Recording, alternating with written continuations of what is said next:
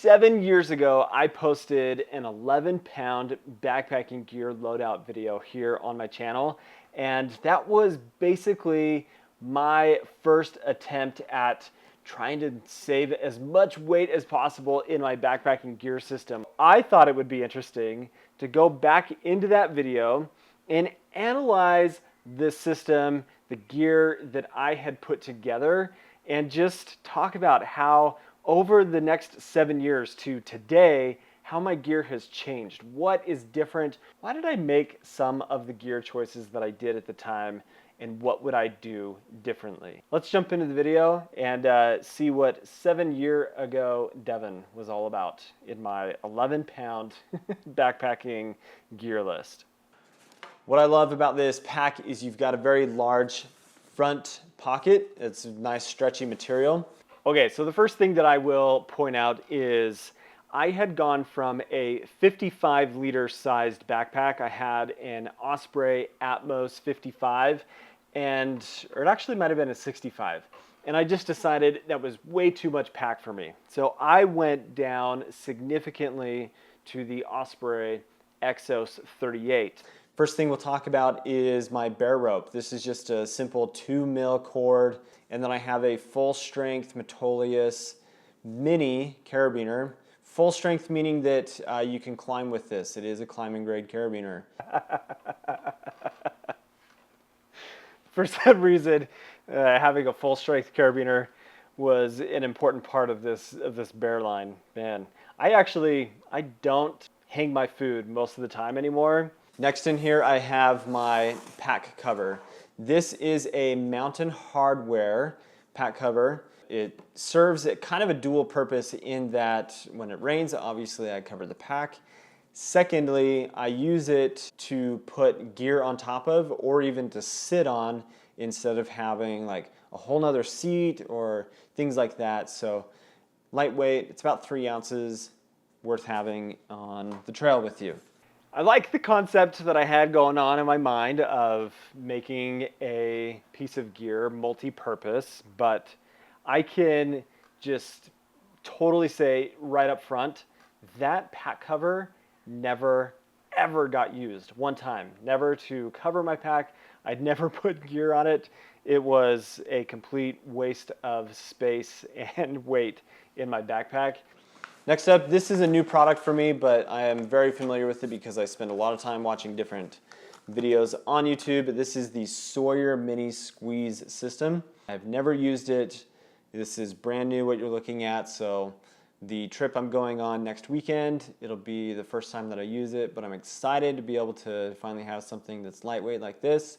So the Sawyer Mini, that was my first introduction to using a Sawyer squeeze in the mini form, in this case, on my backpacking trips. And I already know the 16-ounce bag was not enough for me to enjoy using that system.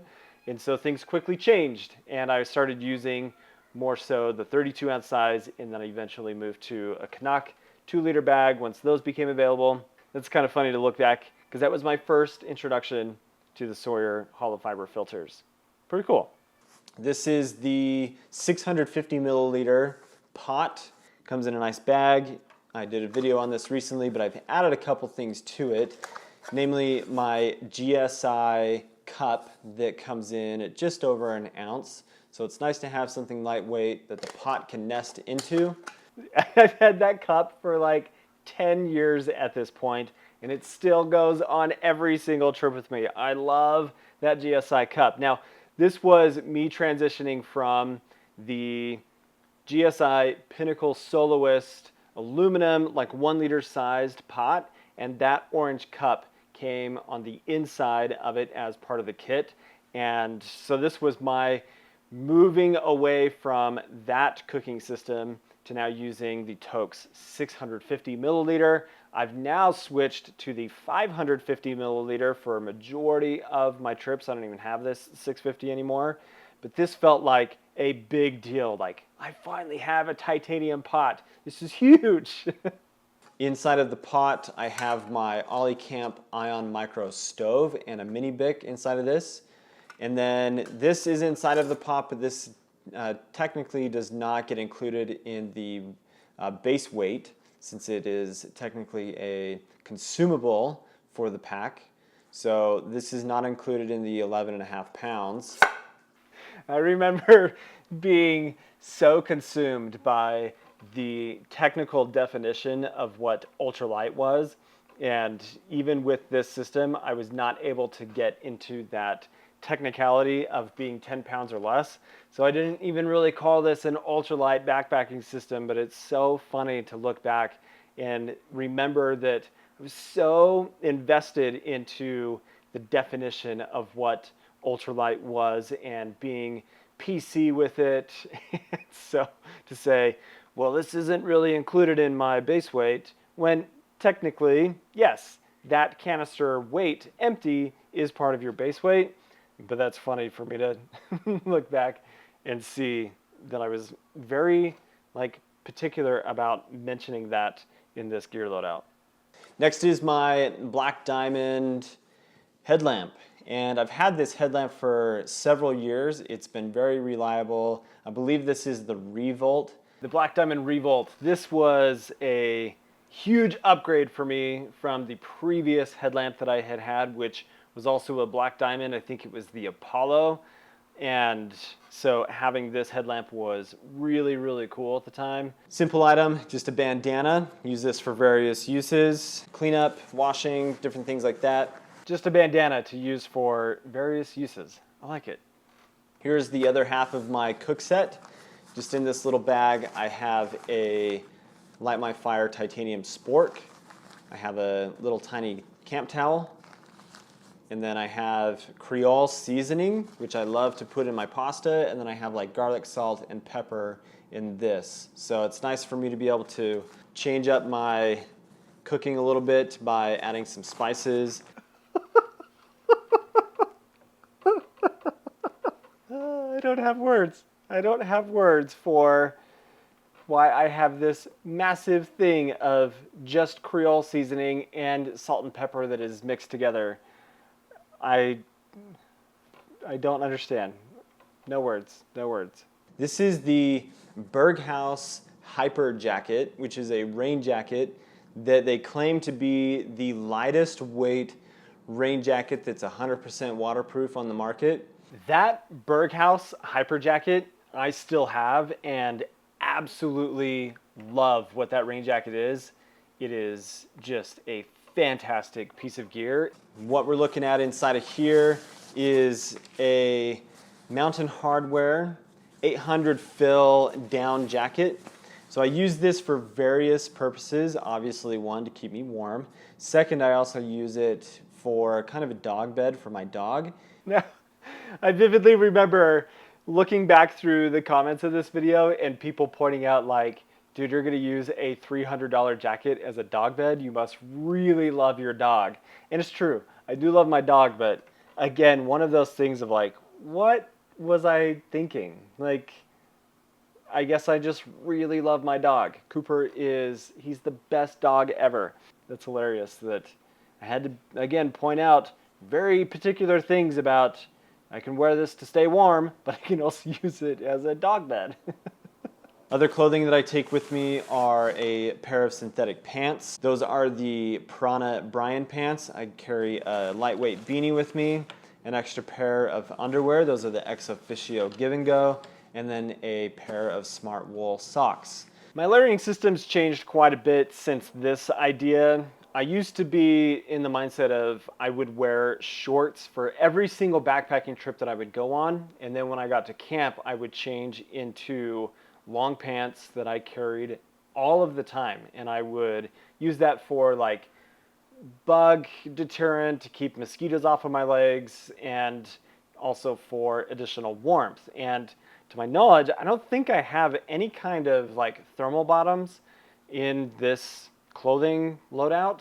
And so I pretty much only carry a pair of thermal bottoms as an additional layer for sleeping in, and I don't worry about having an extra pair of pants, partially because it's just unnecessary at this point. I'm either wearing pants or I've got shorts because it is a hot day, and then I can change into my thermals and be in my tent and stay warm and such that way. So a little bit of a change there, but still carry extra socks, still carry an extra pair of underwear. This is a definite luxury item, and I'm going to say that up front because I know that if you are a true ultralight backpacker, you're not going to take something like this and you will use your extra clothing as a pillow.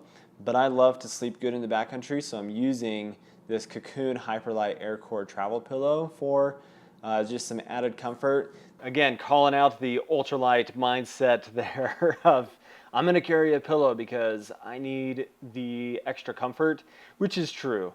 I have to have a great pillow to sleep on for me to get good sleep.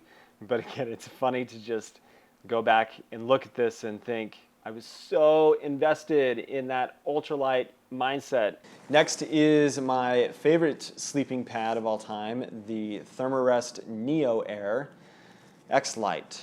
At the time, yes, my favorite sleeping pad of all time, because prior to this, I had been sleeping on a torso-length Thermarest self-inflating, like inch, maybe 3/4 of an inch thick sleeping pad that I had used from my teenage years all the way up until my first year of marriage.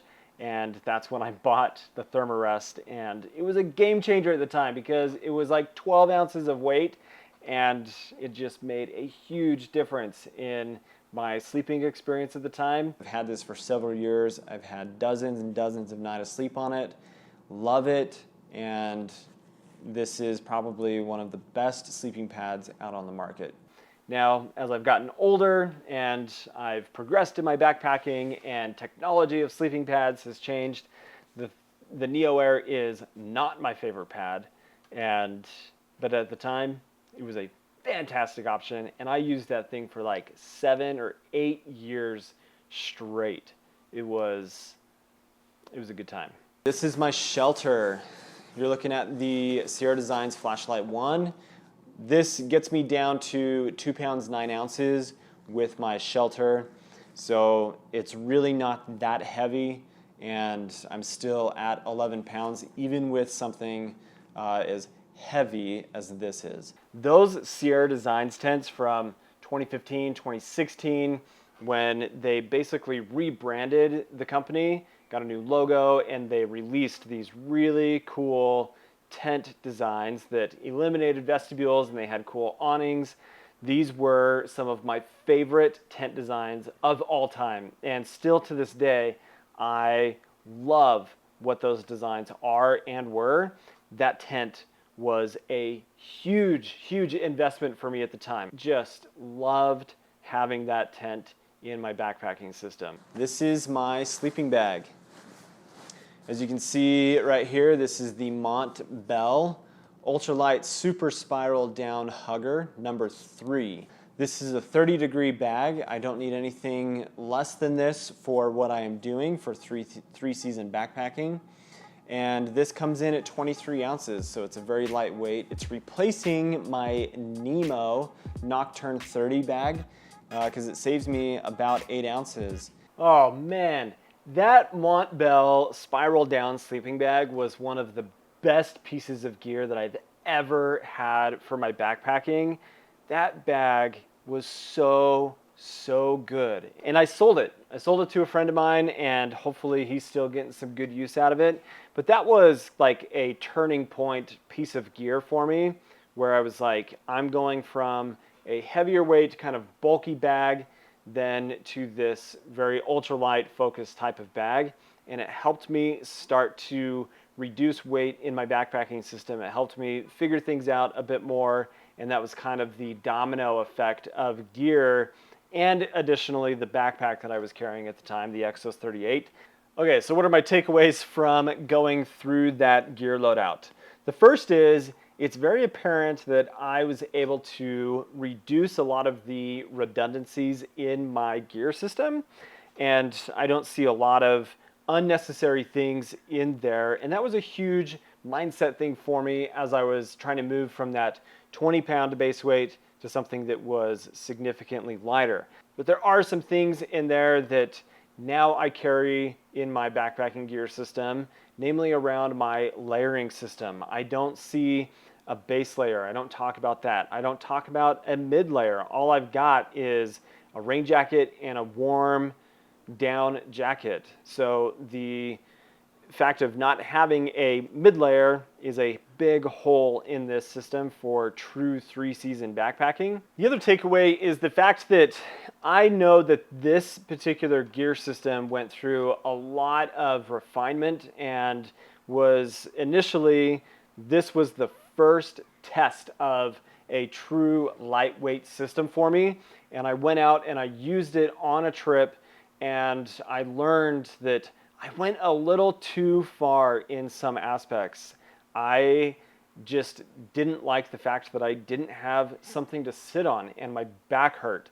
And prior to this, I would carry one of those Crazy Creek, like fold up chairs, and so I didn't have my Helinox Chair Zero at the time. But it wasn't very long after this that I got a backpacking chair, started using it, and it was part of my backpacking system. So 2 more takeaways are the fact that this backpack was too small for the trips that I was doing on a regular basis. It didn't have enough space for food, and in fact I didn't even have a food bag or a way to carry my food, even though I've got a bear rope and such on here. Maybe I was using the dry bag, I don't remember, but in this gear list there's not a food bag to carry all of my stuff. And that small pack made it difficult for me to do longer duration trips because I just didn't have the space for all of the food with this gear system that I had, especially once I started carrying a chair and some of the other layers and such that I needed. It was just simply too small. And I think the most important thing that stands out to me from this gear list and what my gear list is like now for my backpacking is it doesn't have a lot of, I don't know, thought put into how does all of this work together, as opposed to me just being in that mindset of let's just reduce as much weight as possible and try to hit that 10-pound base weight. And so if I was to go out with this gear system again, I don't think that I would be as confident in its performance and what it would provide from my overall experience. But that's the important thing about these kinds of things. When you go back and analyze it and you watch what you did for your backpacking, makes a big difference in your ability to change things that make it so you have a better experience moving forward in your backpacking trips. So I've just thoroughly enjoyed laughing at myself, analyzing this, going back through and seeing what I was trying to accomplish 7 years ago as I was putting together an ultralight and lightweight focused backpacking gear list. What do you guys think of this list of gear versus what you've seen me using on my backpacking trips now? How do you think it has changed? And even for yourself, how has your backpacking gear system changed over the years in very specific ways that have made for a better experience? But thank you for watching. If you are not subscribed to the channel, please do subscribe. Hope you have an awesome day. See you later.